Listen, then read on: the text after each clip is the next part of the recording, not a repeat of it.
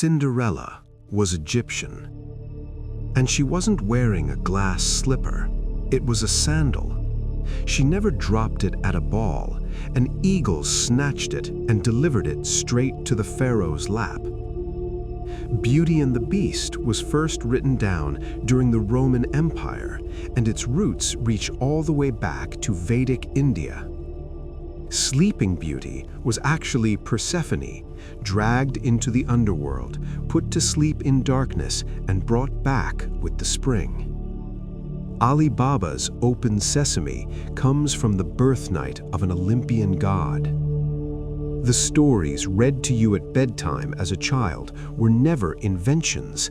They are 3,000-year-old memories, fragments of an ancient human memory, corrupted, reshaped, but never lost. 5 continents, 6 ancient civilizations. None of them knew each other, yet somehow all of them told the same stories. Why? Tonight, we are diving into the hidden history of ancient civilizations to uncover the true origin of fairy tales. In the 19th century, a groundbreaking thesis was published in the field of comparative mythology and ancient history concerning the familiar nursery tales of English-speaking children. They are found in the Iliad and the Odyssey, in Greek tragedy, and in the pages of Greek historians. Hardly one is missing. Cinderella, Sleeping Beauty, Beauty and the Beast, all of them already existed in Homer's world. But how is it possible that civilizations that never knew each other told the same stories? This study will seek an answer. Some stories, like Cinderella, were tales that everyone already knew when humanity was still a single community. Before scattering, before migrating, no one taught anyone. That story was already in humanity's shared memory before the roads diverged. This time, we will follow the trail of comparative mythology, moving in and out of ancient Egypt, Greek mythology, Norse sagas, and Hindu epics. Cinderella, Beauty and the Beast, Sleeping Beauty, Rapunzel, Ali Baba. We plan to open them one by one and look at what lies beneath them rather than what we already think we know. I can assure you, the true face of these stories is far more striking than anything you've been told. I was surprised, and I'm sure you will be too. Because what you know is not a fairy tale. What you know is humanity's oldest memory. We all grew up hearing tales, and everyone knows there's a truth buried underneath. But the memory has been corrupted. Yes, corrupted, but never lost. The story changed, the names changed, the countries changed, but the pattern at its core, like DNA inside a grain of rice, remained untouched. Let's begin with Cinderella, a story that those of us who were once children and the children of today still know through books, films, and cartoons that are still being told. Everyone knows this story: the stepmother, the ashes, the glass slipper, the prince.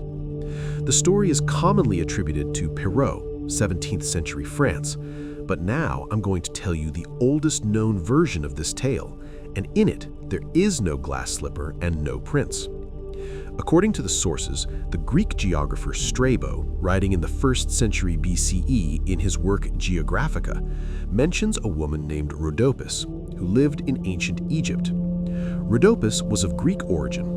While bathing by the Nile in the city of Memphis, she left her sandals on the riverbank. An eagle snatched one of her sandals, soared into the air, glided across the sky, and dropped it into the pharaoh's lap in Memphis. The pharaoh was captivated by the sandal's delicacy and size. It was small, it belonged to an elegant foot. He sent messengers to every corner of the land. Who does this sandal belong to? Searches were conducted along the Nile. All of Egypt was scoured. Rhodopis was found. The pharaoh married her. In the 19th century comparative mythology literature, this story is recorded as follows. The slipper of Cinderella is the sandal of Rhodopis, a shoe dropped by an eagle into the lap of the Egyptian king. The reference is given to Strabo, Geographica, Book 17, page 808. The same slipper, the same search, the same union.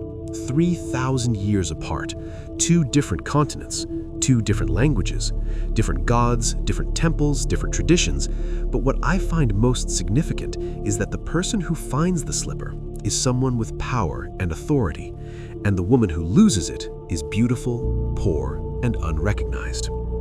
This story didn't stay in Egypt. The same sources draw attention to a tale from the Deccan region of India, So De Wa Bai. In this story too, a girl rises from a low position through a miraculous object. It is registered as the Deccan version of Cinderella. Different name, different language, different continent, but the same story. And there is another detail these sources highlight in the Hindu stories. The shining maiden, the girl destined to become the Raja's wife, sits in a house behind 7 broad ditches and 7 fences of spears. Incidentally, we didn't manage to include this in our earlier video, why every ancient civilization obsessed over the number 7, but returning to our subject, there's a fascinating detail in this story. This tradition does not fit the climate of India at all. The girl is a summer child of the great Earth Mother, and the house in which she is confined is the prison of winter. The 7 hedges are the 7 coils with which the dragon Fafnir winds round Brynhild as she sleeps on the glittering heath. 7 hedges, 7 coils. India and Scandinavia, thousands of miles apart, using the same number, the same barrier, the same imprisonment. Can this really be coincidence? Because they were watching the same sky, they were counting the same days. Then look at Scandinavia, the Gudrun saga, 13th century Scandinavia. The beautiful Gudrun is captured by enemies and taken to Normandy. Hartmut wants to marry her, but Gudrun refuses for years. Hartmut's mother, Gerlinda, forces Gudrun into the lowest forms of service to break her will. Comparative mythology writes, beautiful Gudrun, like Cinderella in the popular stories or the Goose Girl, is reduced to the lowest position of royal daughters forced to work among the ashes or beside the cattle. But Gudrun never changes. Her oath to her betrothed Herwig is absolute. Neither kind words, nor threats, nor years bend her. A promise was made, and it was added that Gudrun never changed. For 10 years. Think about that. 10 years of trying to break a person's will, and the girl did not budge. Gudrun endures.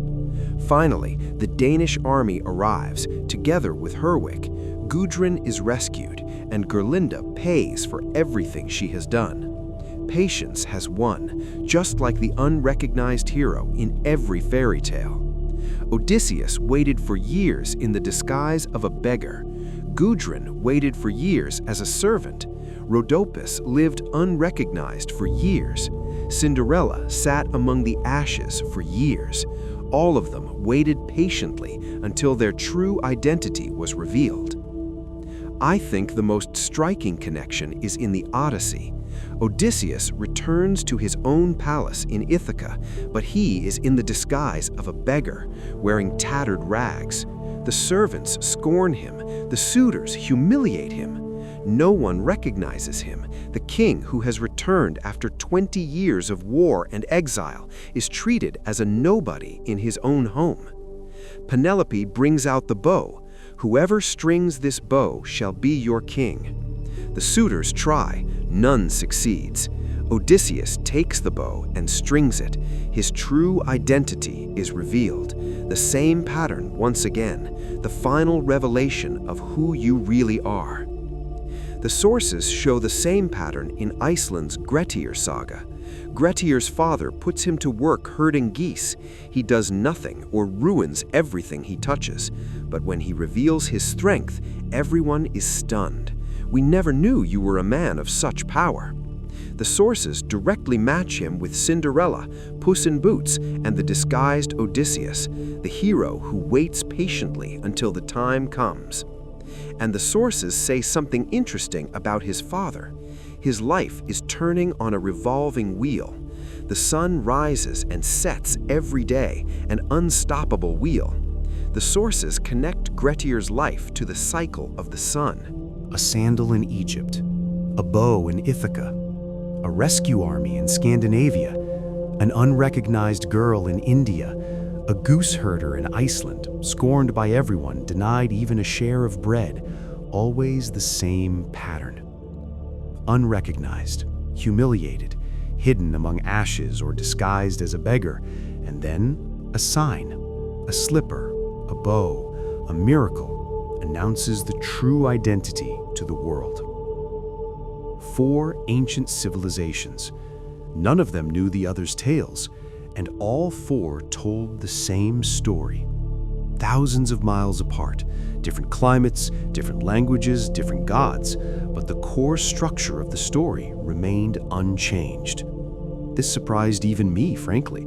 I thought Cinderella was a tale written in the 19th century, but Strabo's Rhodopis dates to the 1st century BCE, Odysseus's beggar disguise to the 8th century BCE, the Grettir saga to 14th century Iceland, the Gudrun saga to 13th century Scandinavia, and the Hindu tales referenced by the same sources are thousands of years old.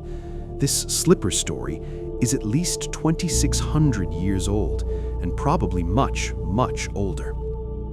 Comparative mythology calls this an organic myth. No one taught this story to anyone. This story was already known by everyone when humanity was still a single community, before scattering across the world. And when the separation happened, each branch told it in their own way. But the core structure, unrecognized, humiliated, eventually revealed, was never broken. But Cinderella is not alone. There is another tale, in my opinion, the most beautiful of all fairy tales, and its roots go even deeper. Beauty and the Beast. Everyone knows this one too. A beautiful girl, a hideous creature, an enchanted rose.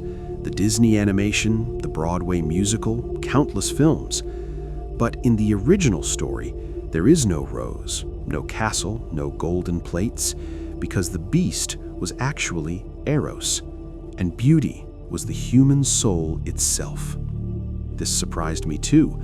Beneath the cartoon we watched as children lies the most fundamental question of philosophy. In the 2nd century CE, the Roman writer Apuleius inserted a story into his work Metamorphoses, Eros and Psyche. Comparative mythology places this story at the center because it is the clearest prototype of Beauty and the Beast across all cultures. The story goes that Psyche, her name means breath or soul in Greek, is so beautiful that people begin to worship her in place of Aphrodite. Temples empty, altars grow cold, Aphrodite's name is forgotten. The goddess is enraged and sends her son, Eros. "Make this girl marry the lowest creature," she commands. But the moment Eros sees Psyche, he falls in love himself, and he defies his mother's order. Psyche is taken to a palace. Every night her husband comes, but only in darkness. Psyche can never see his face, but she hears his voice, feels his touch, and she's happy. Her sisters come to visit. Psyche tells them she is happy, but the sisters grow jealous, restless. "Your husband must be a monster," they say. "Why doesn't he show his face? Why does he only come in darkness? Maybe he's waiting to devour you." One night, Psyche can't resist. She takes the oil lamp from beneath the bed. Slowly, holding her breath, she leans over her sleeping husband. The light falls on his face. Imagine this scene, a dark room, you're leaning forward, trembling. The light of the oil lamp falls on a face, and before you is not a monster, but the god of love himself. Golden hair, wings, divine perfection in every feature. A drop of hot oil falls from the lamp onto Eros' shoulder. The god wakes. He looks at Psyche. "I had only one condition." He opens his wings and vanishes.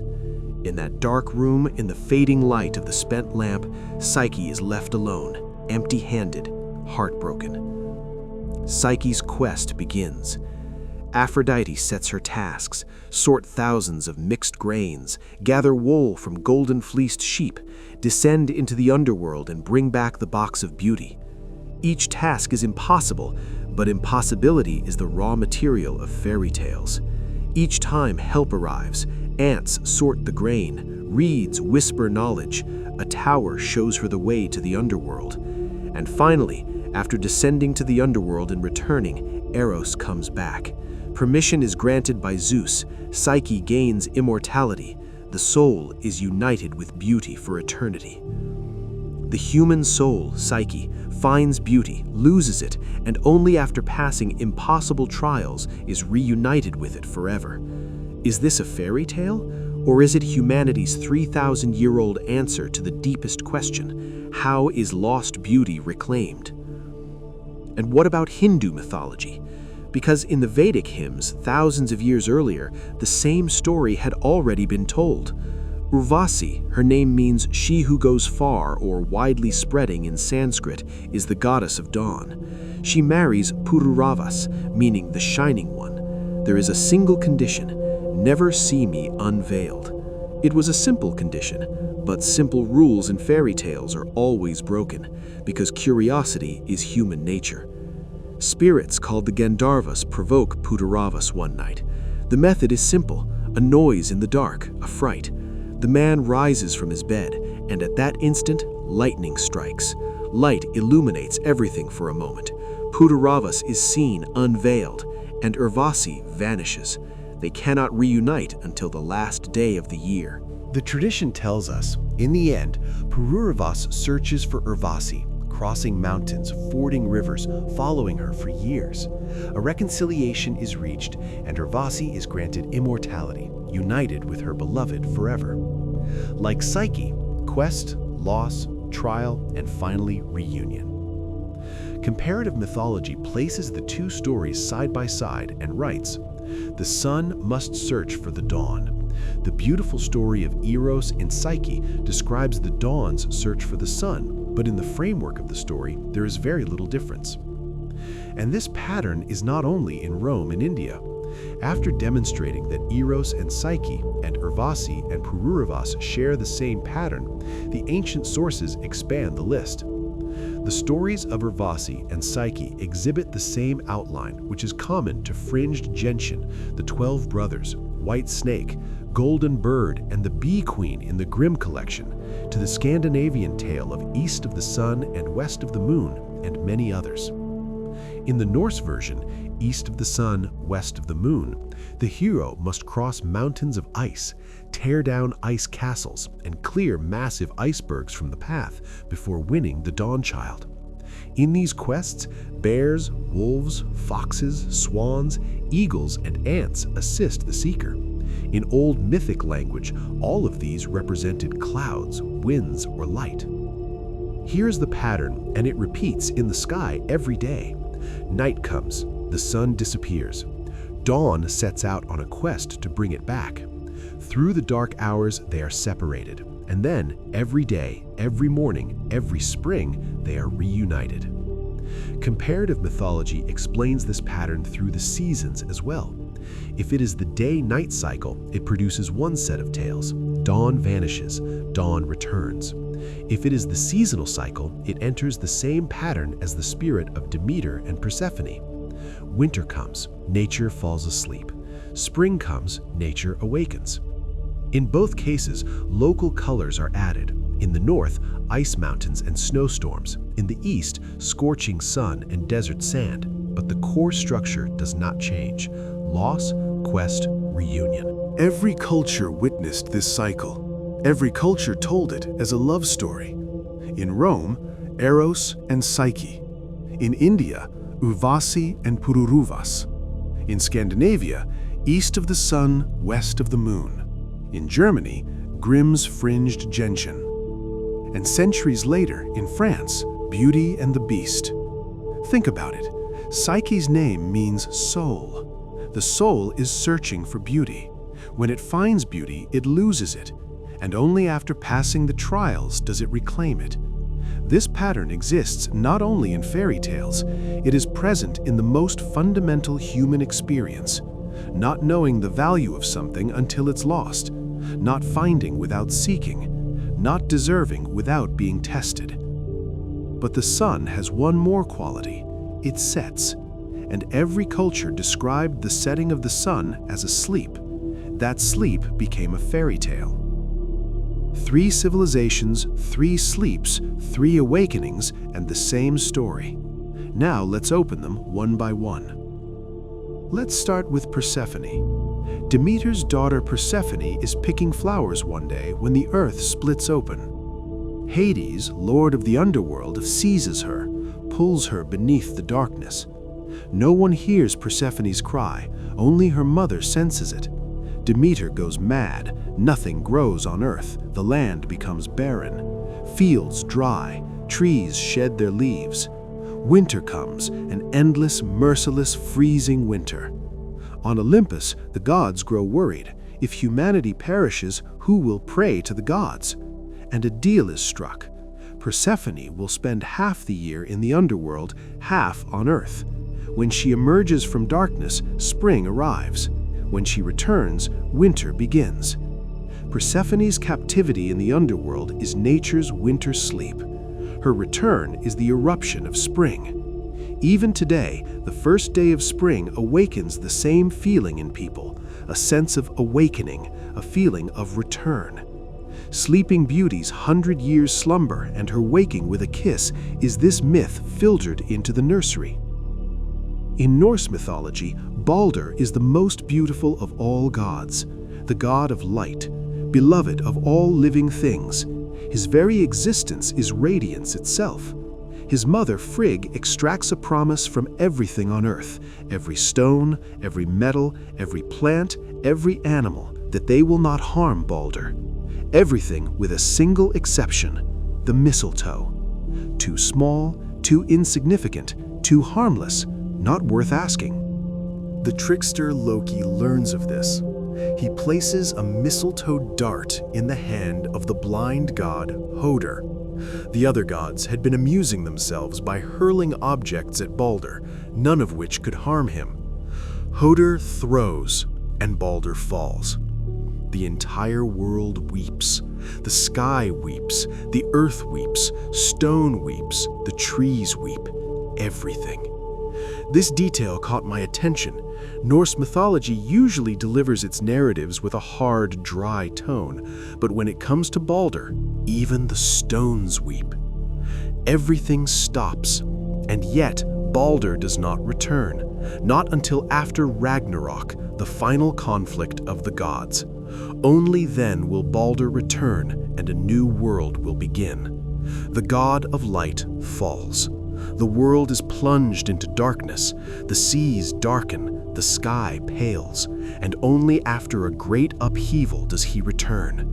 This is the story of winter, the story of the sun. The smallest, most insignificant thing, a mistletoe dart, extinguishes the brightest light, and the world must wait until that light comes back. And Egyptian mythology. Osiris. There is no one who hasn't heard this name. You've encountered it in many documentaries, many books, but you've almost certainly never heard of its connection to Sleeping Beauty. The story is told as follows. He is captured by his brother Set through a trap. A beautiful chest is prepared, and when Osiris tries it and lies inside, the chest is sealed shut, locked, and cast into the Nile. Then he vanishes. Traces of his being are scattered along the Nile. His wife Isis finds each trace and brings them together. Osiris returns, but he no longer belongs to the world of the living. He is the judge of the other side. Osiris's slumber. It seems like an ending, but it is not. It is a transition, a waiting. Just like the setting of the sun disappears but is not destroyed. It waits through the night and returns with the dawn. And the Egyptians chose Osiris to tell this cycle. Comparative mythology brings these three together and writes a single sentence.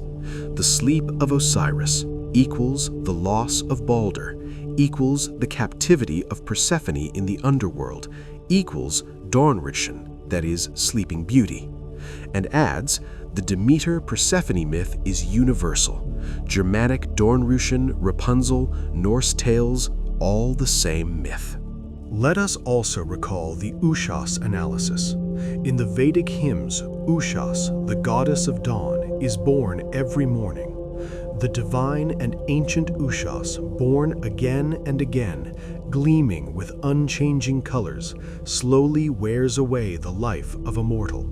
And another hymn, following one another with the night of various hues, born again and again, yet unfailingly remaining young. Dawn sleeps, night comes. Dawn wakes, morning comes. This cycle is Sleeping Beauty. In the Norse sagas, Brynhild, a warrior Valkyrie, is punished by Odin. And what is her crime? She saved the warrior of her own choosing rather than the one Odin wanted. She acted on her own will, and her punishment is severe. She is placed inside a ring of fire and put into a deep sleep. Hundreds of years pass. The fire cannot be quenched. Only the hero destined for her, fearless, unconquerable, can cross the wall of fire and wake her. Sigurd arrives, having defeated the dragon Fafnir, emerged victorious from battle, the sword Grom in his hand. He cleaves the fire, and Brynhild opens her eyes. Her first words, "Who woke me?" If you've been asleep for hundreds of years and your first question is that, this line struck me deeply. We can strengthen this connection by linking it to Hindu tales. In India, the Shining Maiden, the daughter of dawn, sits in a house behind 7 broad ditches and 7 fences of spears.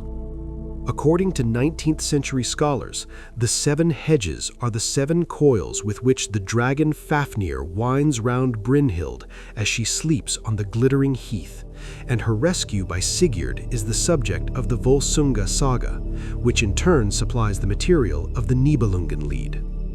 Confined in a fortress, surrounded by thorny roses or a wall of fire, put into a long sleep, and a single person destined to wake her. This is Sleeping Beauty, word for word. The sources take the sleep theme one step further. In the Odyssey, Calypso and Circe, both of them hold shining heroes in their enchanted palaces through drowsy days, and they are described thus: Fairyland is the land of sleep, and the queen's palace is in every sense a castle of indolence. And this sleep theme leaps into medieval Europe as well. In Horselberg Mountain, Venus draws Tannhäuser into a captivity resembling an enchanted sleep. In Erceldune, the fairy queen keeps Thomas the Rhymer as a willing prisoner.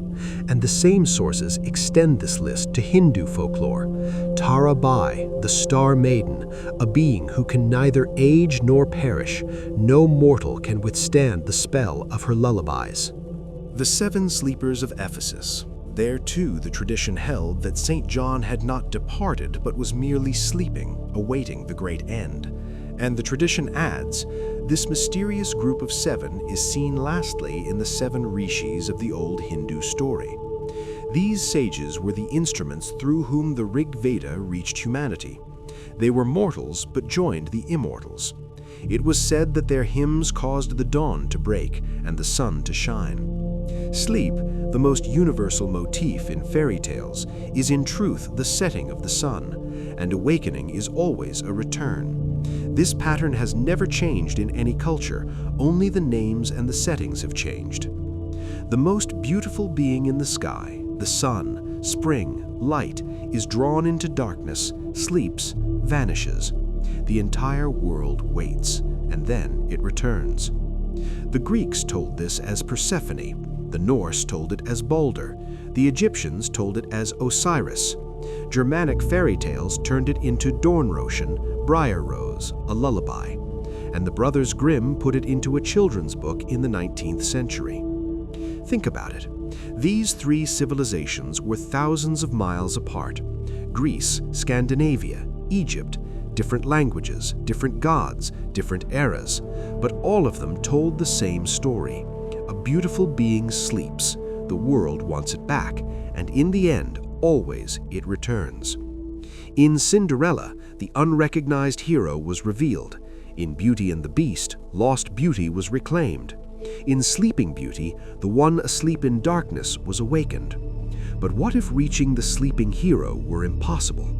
What if they locked them at the top of a tower, behind a wall, in the most unreachable room of a palace? A king, a tower, and a prophecy.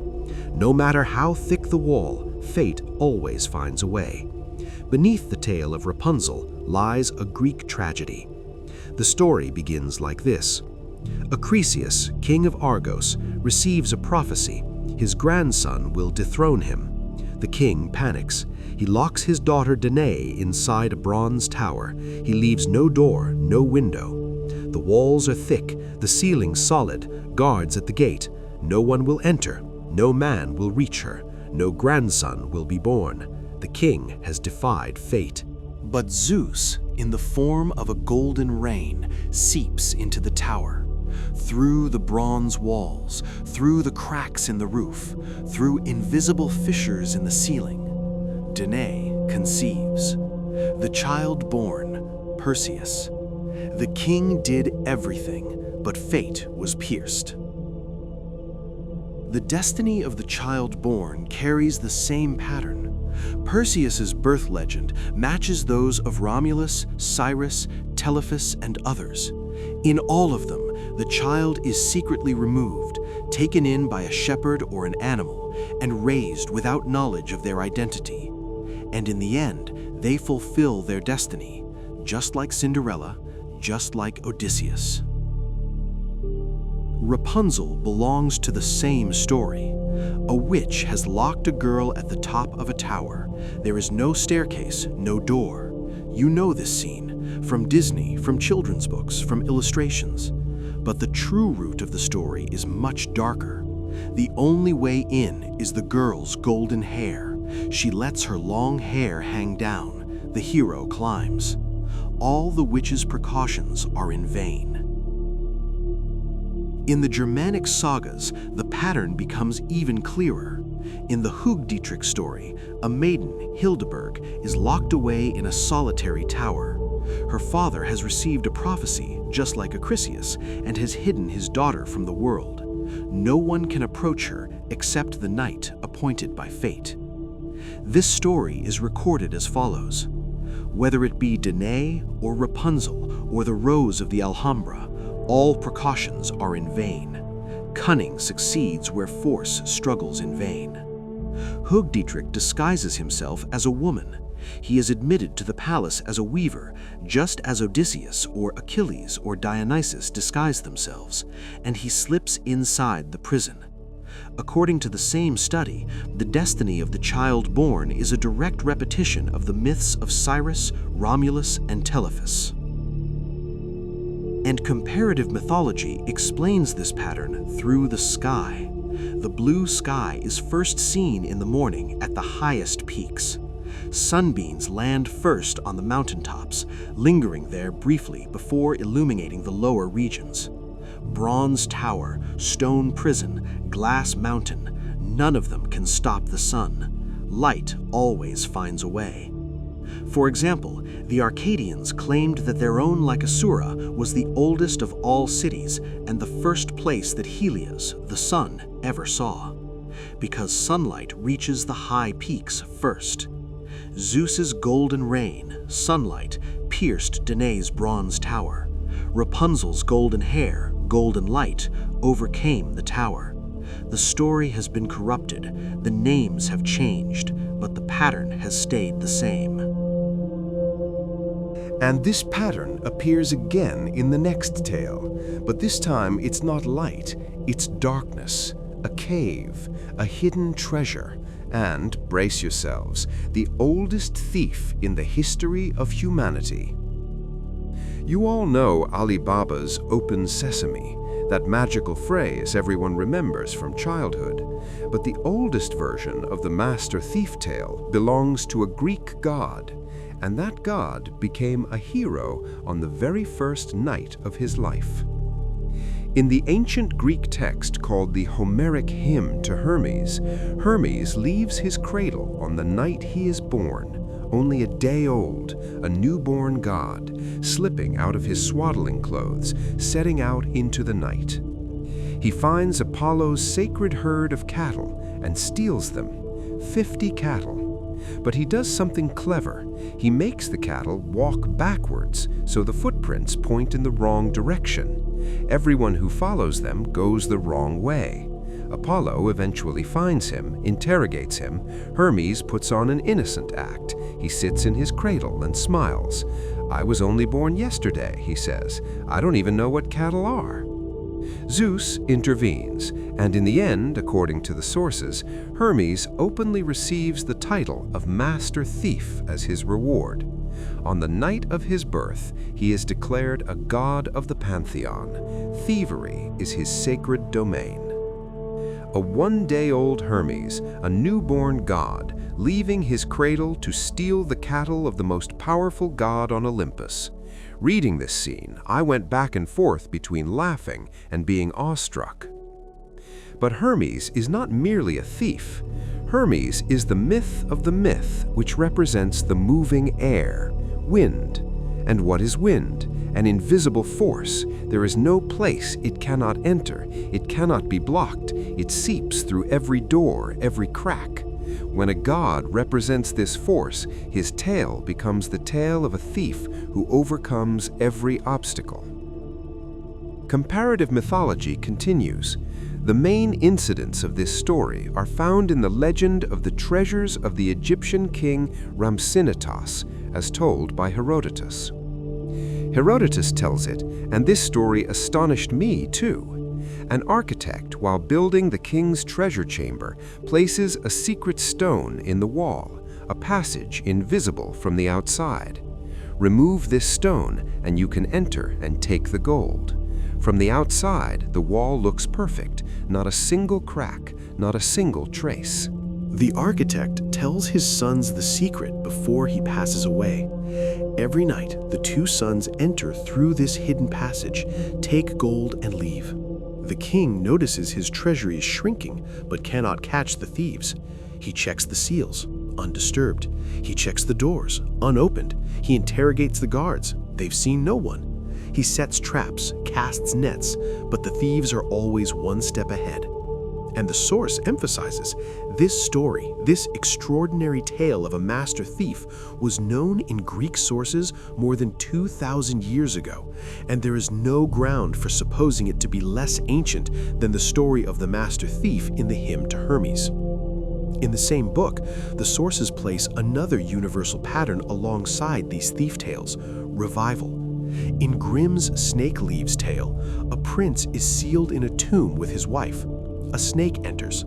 The prince manages to stop it. Another snake arrives, carrying 3 green leaves in its mouth, and places them on the lifeless snake. The snake revives. The prince applies the same leaves to his wife. She too revives. Apollodorus tells this same story. Minos tells Polyidus, "Revive Glaucus." Polyidus is locked in with the lifeless body. A serpent approaches. Polyidus strikes it down with a stone.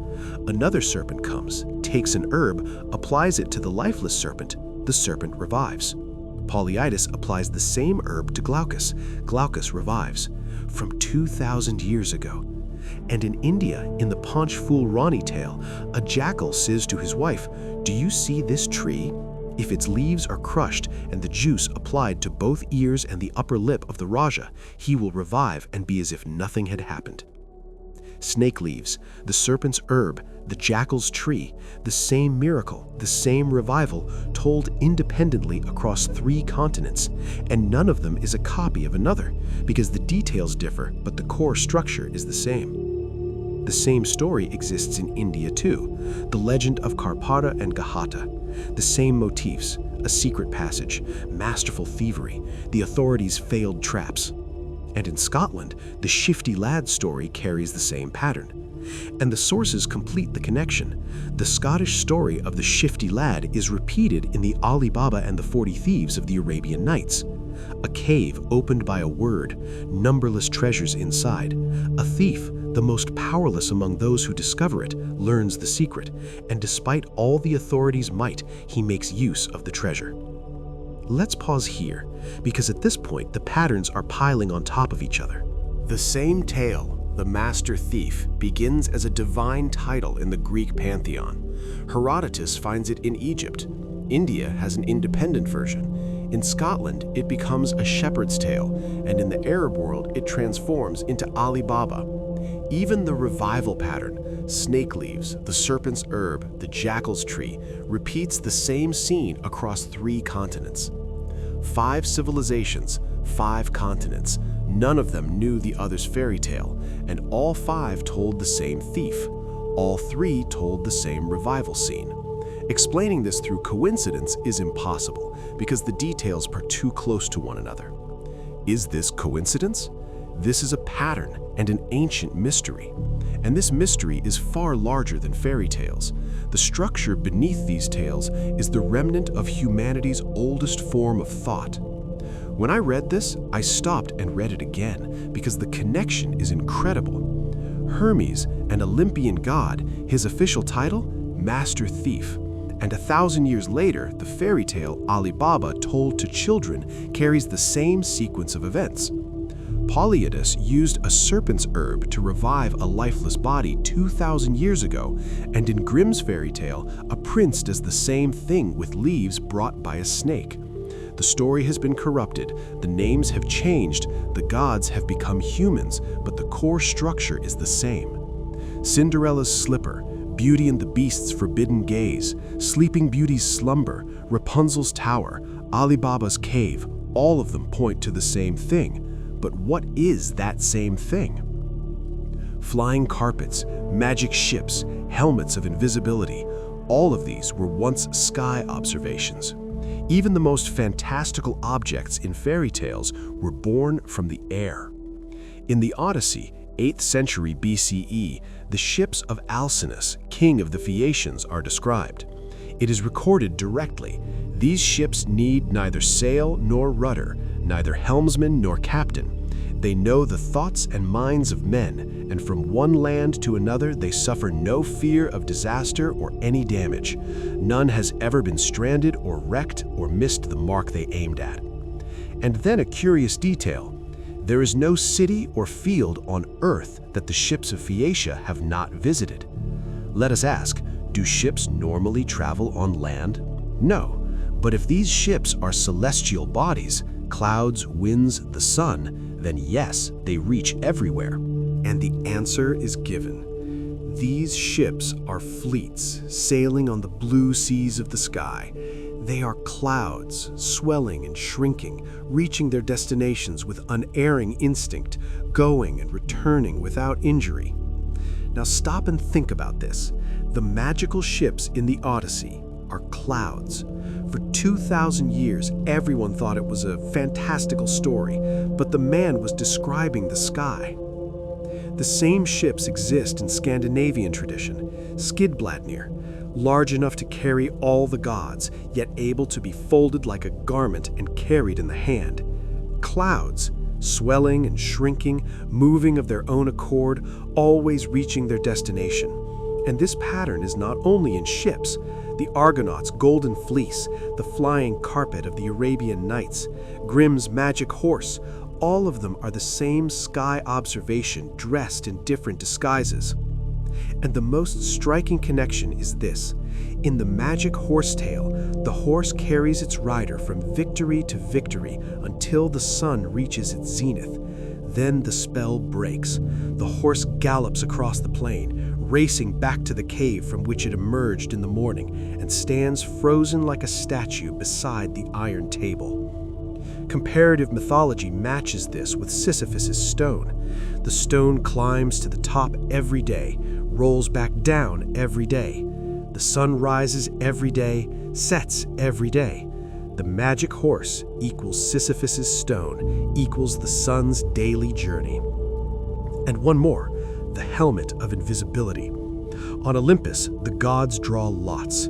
Zeus takes the thunderbolt, the side and the trident, and Hades receives a helmet that makes the wearer invisible. This helmet, the Tarnkappa, is the legendary object used by Siegfried in Germanic tales.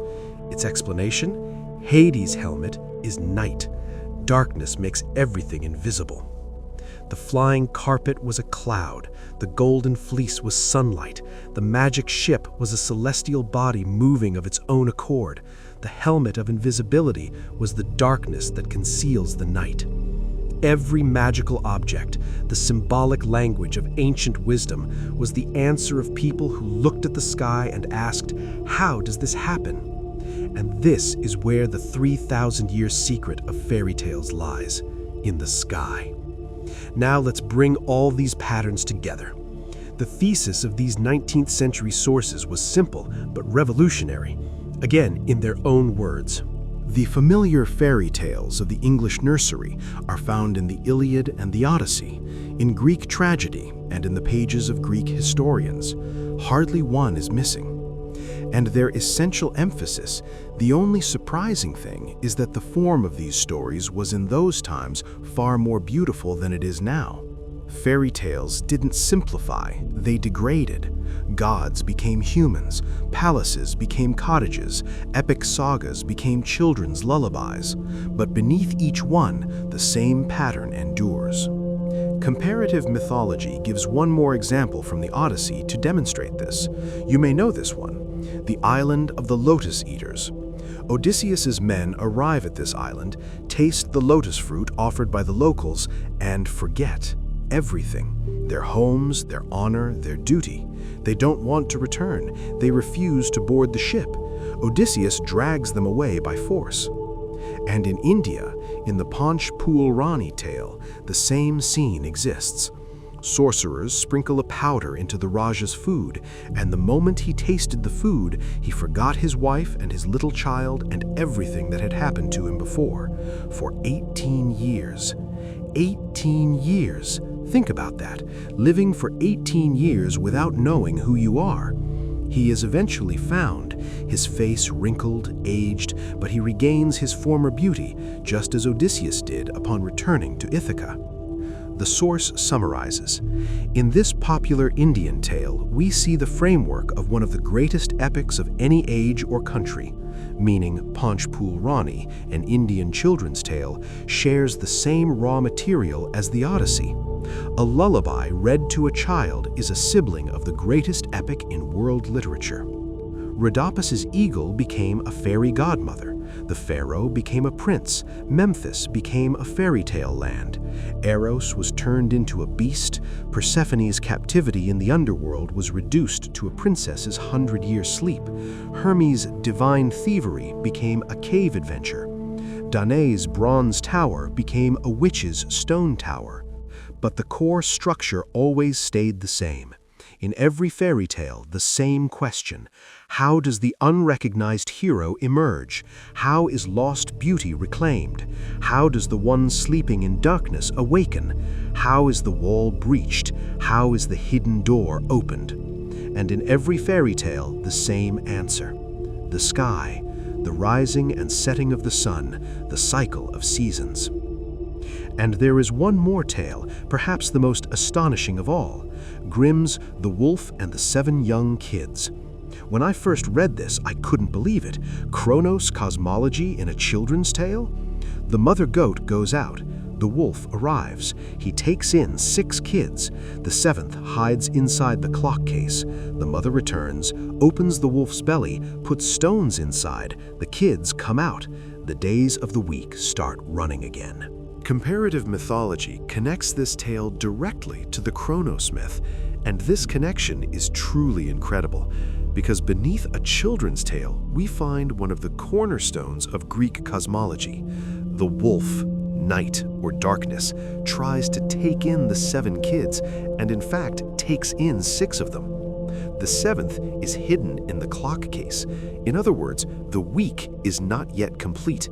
And before the week is over, the mother of the kids opens the wolf's belly and puts stones in place of the kids, and the kids dart out as the days of the week begin to run again. And the source adds, here we find the notion of the stones swallowed by Kronos in Hesiod combined with a notion which is plainly suggested by the hours. Kronos, god of time, swallows his children. Rhea gives him a stone in place of Zeus, and in Grimm's tale, thousands of years later, a wolf swallows children. Stones are put in their place. The storyteller knows the pattern. The source characterizes this as decisive evidence, decisive proof that the narrator of the story had a very thorough knowledge of the nature of the materials with which he was dealing. And all of these stories rest on one thing: the sky that was watched every night, greeted every morning, tracked through every season. The rising and setting of the sun, the passage of clouds, the cycle of seasons. Every civilization looked at the same sky, and each of them told what they saw as a story. People needed stories. They wanted to understand why the sun set, why spring came, why light disappeared and returned. In response, they created myths. They turned myths into tragedies. They turned tragedies into legends. They told legends to children, and those children grew up and told the same stories to their own children. For 3,000 years, every generation left a message for the next. That message was corrupted, altered, reshaped. Names fell away, gods became human, palaces turned into castles, mountains shrank into glass hills. But the essence of the message was never lost. In the words of comparative mythology, popular stories are in the strictest and most literal sense of the words, the learning, the folklore of the people for thousands of years, and they contain practically all the knowledge of the outer and the sensible world. When you read Cinderella to a child today, without realizing it, you are telling them an eagle from Egypt, a goddess from Greece, a Viking saga from Scandinavia, a Vedic myth from India, a single fairy tale, the sacred connection of 6 ancient civilizations. And today? Stop and think for a moment. How many movies have you watched in the past year? How many series have you finished? And which of them featured an unrecognized hero, which had a quest, which had a forbidden gaze, a loss, a reunion? Star Wars is Luke Skywalker, an unknown farm boy in the desert. Harry Potter, an orphan sleeping under the stairs. Frozen, a kingdom fallen asleep. Aladdin, a cave, a magical object, a thief. All the same pattern for 3,000 years.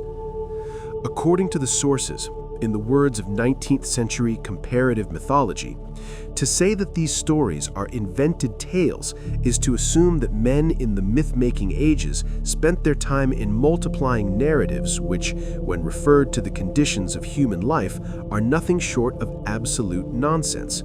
Meaning ancient people did not sit down and say, "Let me write a fairy tale to entertain children." No, they described what they saw, and what they saw was the sky. There is a sense in which these stories are literally true, and the makers of the myths were aware of that truth. The truth itself, the truth of the sun setting and rising, the truth of spring departing and returning, the truth that darkness always recedes. Myths carried this truth, fairy tales carried the myths, and you are carrying the fairy tales to your children. One more observation. The fortunes of these stories have been by no means uniform. Many tales with which the children of the Greeks were familiar have probably perished wholly. Some have been preserved in the pages of historians and geographers. Others have been wrought into epics which can never die. But between these and the rest, there is absolutely no difference in kind. Absolutely no difference in kind. The Odyssey is a fairy tale. Cinderella is a myth. The only difference between them, the genius of one made it immortal, while the other remained in the circle of ordinary storytellers. Homer's touch elevated a folk tale to the pinnacle of world literature, but the raw material was the same. And here is the most striking question. What has changed in 3,000 years? Nothing. Humans still fear being unrecognized, still fear losing beauty, still wait to be awakened in the dark, and still, every night, they tell a fairy tale to their child. The same tale for 3,000 years. Fairy tales never died. They only changed disguise, just as they did 3,000 years ago. Just like Odysseus in his beggar's clothes, the story was always there. It simply wasn't recognized. But one question still remains unanswered. According to the sources, 19th century comparative mythology said all these stories were born from the cycles of the sky, the sun, the seasons, the light. Other scholars argue a very different thesis. These stories are the shared memory of a single family, a family of nations carried to the four corners of the earth, memories spread through migration. According to the sources, one of the greatest lessons of philology is that nations and tribes will put forth branches which may retain no political connection with the parent stem. Their popular tales, their folklore, will thus at once divide into two parts, those belonging to the undivided tribe before the separation, and those which the several branches have either developed separately or borrowed from each other since the parting. Which is true? We don't judge. We show the patterns, and you decide. And these patterns confirm one thing. When you read a fairy tale to your child tonight, whichever tale it may be, whichever language it may be in, remember, that story does not belong to your child. That story belongs to humanity, and humanity has never forgotten it in 3,000 years. Another night has passed in the archive. When morning comes, the tales will be told again, perhaps with new names, perhaps in new languages, perhaps from new screens. But the slipper will always fall. The prince will always search. Eros will always wake. Brynhild will always sleep. The sun, once more, will return. This cycle has never been broken. It never will. Until next time.